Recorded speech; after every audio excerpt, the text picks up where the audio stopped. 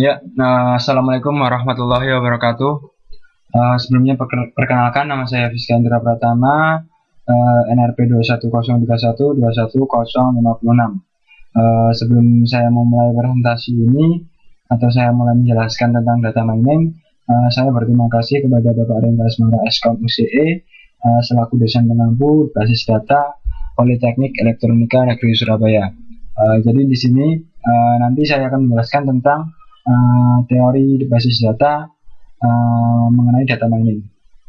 Pokok bahasan yang pertama adalah model data mining, yang kedua adalah fungsionalitas dalam data mining, tahapan dalam data mining, teknik-teknik data mining, kemudian tujuan. Tujuan yang selanjutnya adalah memahami pemodelan data mining. Selanjutnya memahami setiap tahapan dalam data mining.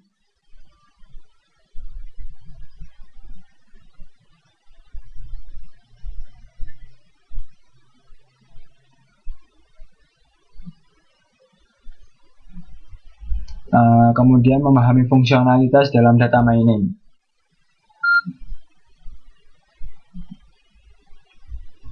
Kemudian memahami beberapa teknik yang digunakan dalam data mining. Pendahuluan. Data mining merupakan salah satu cabang ilmu komputer yang relatif baru.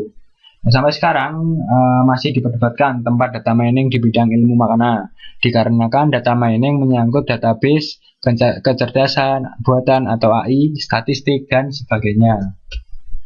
Salah satu pihak berpendapat bahwa data mining tidak lebih dari machine learning atau analisa statistik yang berjalan di atas database. Pendahuluan. Sedangkan pihak lain berpendapat bahwa database berperan penting di dalam data mining karena data mining mengakses data yang ukurannya besar dan adanya peran penting database terutama dalam optimasi query-nya. Definisi. Definisi sederhana dari data mining adalah ekstraksi informasi atau pola yang penting atau menarik dari data yang ada di database yang besar.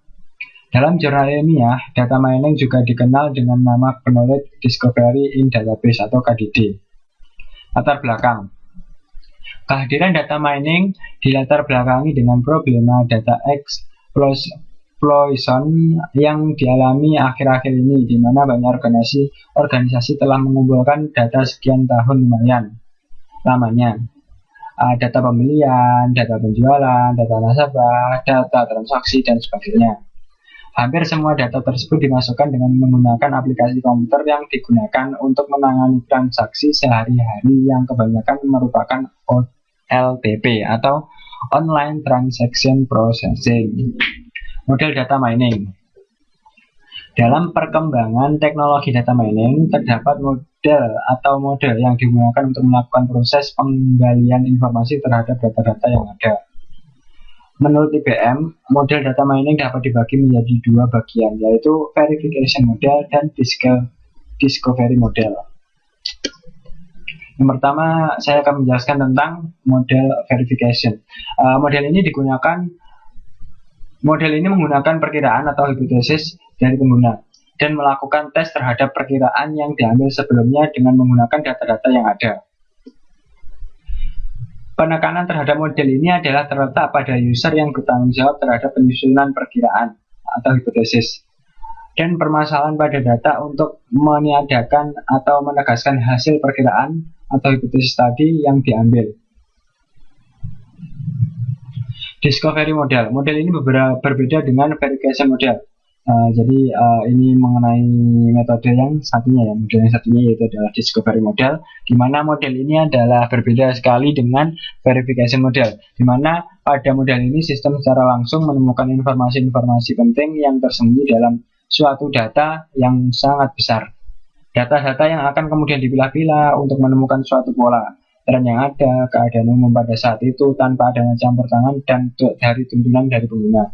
Seperti itu. Jadi yang dimaksud dengan discovery ini adalah nanti data itu akan diolah, kemudian dari data itu akan didapatkan beberapa output ya. Di antaranya nanti kita bisa mendapatkan suatu tren, keadaan umum, dan sebagainya. Jadi seumpamanya pada suatu supermarket, kenapa kok ada katakanlah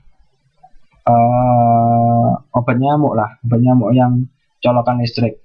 Nah, itu kenapa di sebelahnya kok pasti ada isinya. Nah, itu dikarenakan apa ya? Karena kan dari data mining tadi, jadi diperoleh setiap orang membeli obat nyamuk pasti dia membeli isinya, dan pasti kadang-kadang juga pasti kalau memang itu sudah data miningnya benar-benar bagus dan tepat, biasanya itu sudah di sampingnya itu juga terdapat apa ya, kayak colokan untuk memperpanjang kabelnya seperti itu. Jadi suatu data yang bisa kita apa ya, kita dapat dari perilaku seseorang itu membeli. Nah, itu yang disebut data mining. Hasil temuan ini menyatakan fakta-fakta yang ada dalam data yang ditemukan dalam waktu yang sesingkat mungkin. Sebagai contoh, misalkan sebuah bank ingin menemukan kelompok-kelompok pelanggan yang didapat dijadikan target suatu produk yang akan dikeluarkan. Jadi seperti ini. Ketika kita daftar pada suatu bank, ketika kita daftar dan mengisi form CV kita atau kurikulum vitae kita, itu kan pasti ada, pekerjaan saya ini, gaji saya ini, pendapatan saya segini kan semuanya ada. Nah, dari data itu pasti dari pihak bank sendiri itu sudah sudah memberikan suatu fasilitas pada database-nya, yaitu merupakan data mining tadi. Untuk apa? Nah, yang jelas database itu tadi digunakan untuk menampung data seluruh customer-nya, dan nanti dari data itu diharapkan bisa mendapatkan sebuah output atau keluaran yang itu akan menguntungkan bagi bank tersebut.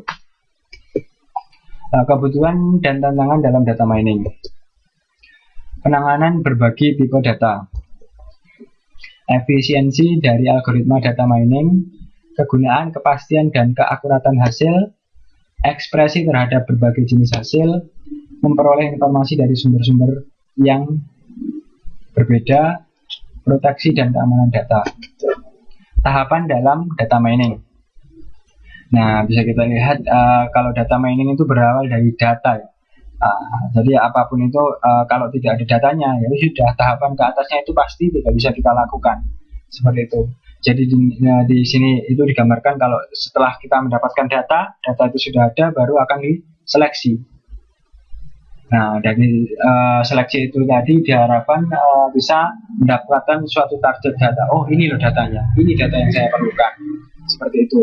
Kemudian ada praproses. Nah, praproses ini nanti berbeda-beda ya, prosesnya nanti bisa seperti apa. Kemudian kita lakukan transformasi. Nah, transformasi data ini nanti digunakan untuk bahan utama untuk melakukan data mining.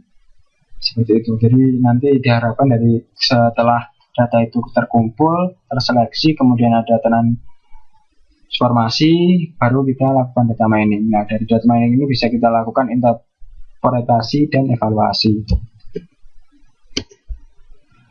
Tahapan dalam data mining adalah basis data relasional, ekstraksi data, transformasi data, pembersihan data, bentuk standar, reduksi data, dan fitur. Menjalankan algoritma. Ya, kebutuhan akan data mining semakin dirasakan dalam berbagai bidang. Data mining bersifat independen terhadap aplikasi terkait. Ini berarti untuk aplikasi basis data yang berbeda, maka teknik data mining yang digunakannya mungkin juga akan berbeda. Hal ini dikarenakan terdapat kelebihan dan kekurangan dari masing-masing metode pencarian informasi, sehingga kita harus menyesuaikan antara keperluan dan kebutuhan akan informasi dengan penerapan teknik pencarian yang akan digunakan. Tugas utamanya adalah untuk menemukan suatu hubungan antar item dalam bentuk A1A. Nah, ini saya dapatkan dari modul, dan saya mungkin jujur saja di sini saya kurang jelas dengan ini ya. Di sini itu merupakan salah satu bentuk contohnya lah, seperti ini. Sebagai contoh, nah ini dari suatu himpunan data transaksi, seseorang mungkin menemukan suatu hubungan berikut, yaitu jika seorang pelanggan membeli selai, ya biasanya juga membeli roti. Nah, sudah saya katakan kan ada satu hal tadi di mana ada discovery model tadi, bahwa dia akan mencari data mining itu ternyata yang dari semua data itu cenderung ke satu perilaku. Jadi contohnya perilaku tadi, setiap membeli baygon pasti membeli isi baygonnya. Nah, itu adalah merupakan suatu perilaku khusus. Perlu itu digarisbawahi, diambil datanya bahwa nanti pada saat pemasaran marketingnya kita meletakkan baygon itu di sampingnya isi seperti itu. Juga kita meletakkan isi, ya pokoknya seperti itu. Salah satu aplikasi data mining dan analisa data yang paling sering digunakan dan hubungannya dengan basis data sistem produksi, generalisasi pencatatan data yang juga dikenal dengan beberapa nama lain seperti online analytical processing atau OLAP, basis data multidimensi, data kubus, abstraksi data, dan sebagainya. Generalisasi dan pencatatan data ini menampilkan karakteristik umum terhadap sekumpulan data yang dispesifikasikan oleh pemakai dalam basis data. Klasifikasi data ini merupakan salah satu aplikasi lain yang penting dari data mining, adalah kemampuannya untuk melakukan proses klasifikasi pada suatu data dalam jumlah besar. Hal ini sering disebut mining classification rules. Klasifikasi data sendiri adalah suatu proses yang menemukan properti-properti yang sama pada sebuah himpunan objek di dalam sebuah basis data, dan mengklasifikasikan ke dalam kelas-kelas yang berbeda menurut model klasifikasi yang ditetapkan.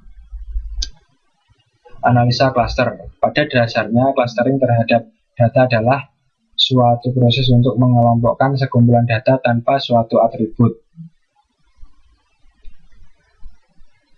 Berdasarkan pada prinsip konseptual clustering, yaitu memaksimalkan dan juga meminimalkan kemiripan intrakelas. Proses untuk mengelompokkan secara fisik atau abstrak objek-objek ke dalam bentuk kelas-kelas atau objek-objek serupa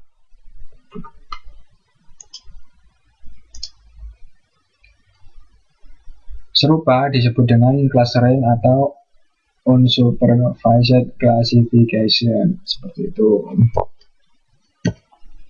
Melakukan analisa dengan clustering akan sangat membantu untuk membentuk partisi-partisi yang berguna terhadap sejumlah besar himpunan objek dengan didasarkan pada prinsip divide and conquer yang dekomposisikan untuk sebuah sistem skala besar menjadi komponen-komponen yang lebih kecil untuk menyederhanakan proses desain dan implementasi.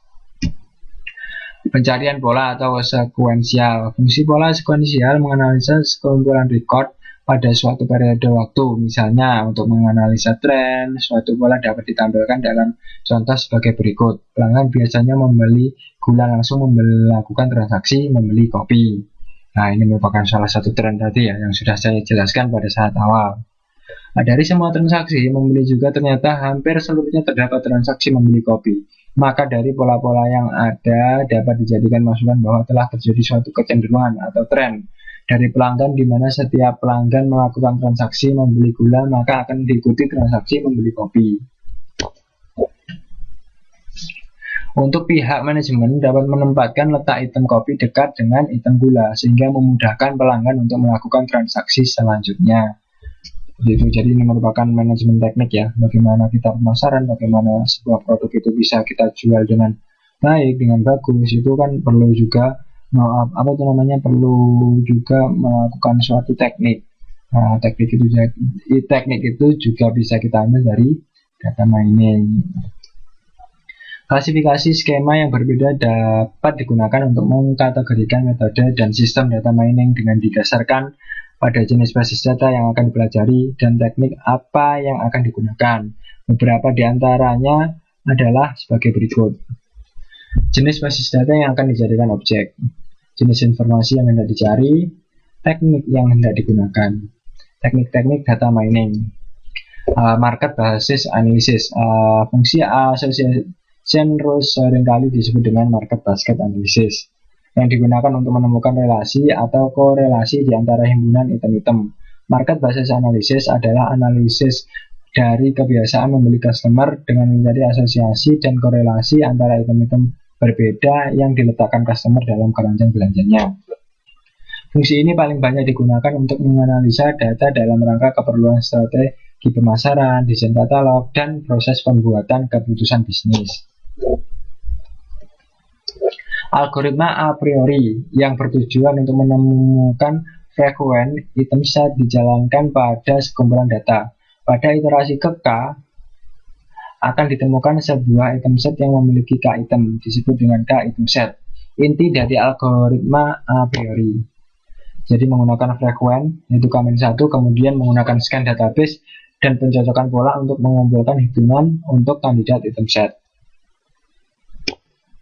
Ilustrasi algoritma a priori. Nah, seperti ini ya. Jadi saya juga masih belum bisa 100% paham bagaimana algoritma a priori ini berjalan, namun saya gambarkan sedikit saja di mana item nanti akan dilakukan. Yang pertama itu adalah scan, kemudian dilakukan yang tadi, yaitu setelah di scan maka data itu akan mendapatkan sebuah item setnya, seperti itu. Jadi setelah diolah nanti hasilnya akan seperti ini, memperoleh hasil ini item set dan sub 2 ini, seperti itu. Ya, mungkin sekian saja penjelasan dari saya tentang data mining. Ada kurang lebihnya saya mohon maaf. Akhir kata, wassalamualaikum warahmatullahi wabarakatuh.